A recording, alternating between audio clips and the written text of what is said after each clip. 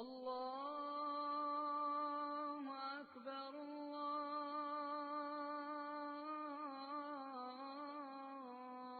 Allahu Akbar, Allahu Akbar, Allah. When someone asks the question, why are you here? Immediately we think they're asking us about why we're in the building or in the transportation or wherever we are. We're like, oh, well, I'm here because I'm waiting for a bus. I'm here because I'm standing in line to get my check, or going to be waiting for the doctors. No, no, no. Why are you here? Why are you here on the earth? Nowhere else to go. No. Why are you here on earth? How did you get here? Better ask my mom and dad about that. Now what we're trying to find out, what is your purpose for being here? Oh, yeah, well, another 5 years I'll get my Social Security. Not that. How did you get here? What is your purpose of life? You'd be surprised how many people have never really thought about it, or if they did, they just kind of shrugged it off and leave it because they didn't know. Then some will be wise guys, like I was playing games just now. They'll do something like that. Their purpose is to get drunk, or to get high, or to chase after the girls, or things that we don't even want to talk about.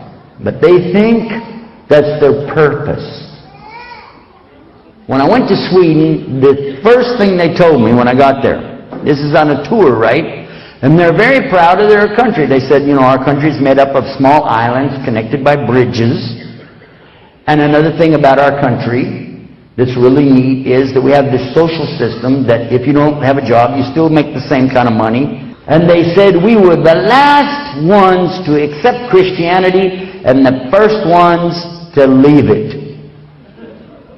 That's what they said. And I was thinking, you know what? I don't promote Christianity anymore. I don't. Well, I'm a Muslim. But at the same time, I didn't want to hear that. I really didn't. Because if somebody's not going to be a Muslim, at least be a Christian. That's the closest to us. That's what Allah said. The closest to us that you will find are those who stand and cry to Allah in the night, and they say they are what? Christians.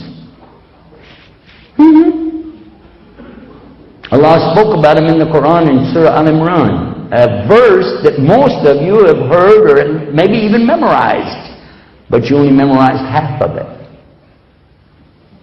كنتم خير أمة أخرجت للناس تأمرون بالمعروف وتنهون عن المنكر وتؤمنون بالله. What's the rest of it? Anybody know? One person out of what? 500-600 folks here today. Let me tell you what it is. I want you to go home and this is your assignment tonight.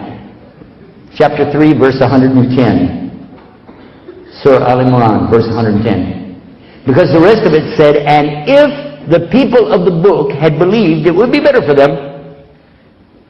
And from them you will find those who have iman, faith in Allah.